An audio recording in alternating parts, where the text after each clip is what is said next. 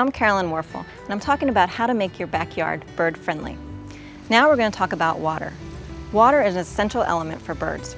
By adding water, you'll attract birds that necessarily won't visit your feeders, like warblers and swallows. It can be as simple as adding a bird bath that's on a pedestal or hangs from a tree. You want to look for a bird bath that has a texture so it's not slippery. It also should only be about 1.5 to 3 inches deep. There's also several water feeders. This is the Sip and Seed. It offers water or seed for the bird. It's a clean source of water for the bird daily. You can also add a pond to your yard and also a water mister that'll appeal to birds. By cleaning your water feeders every 2 to 3 days, you provide a clean, consistent water source for the birds that they'll come back to daily.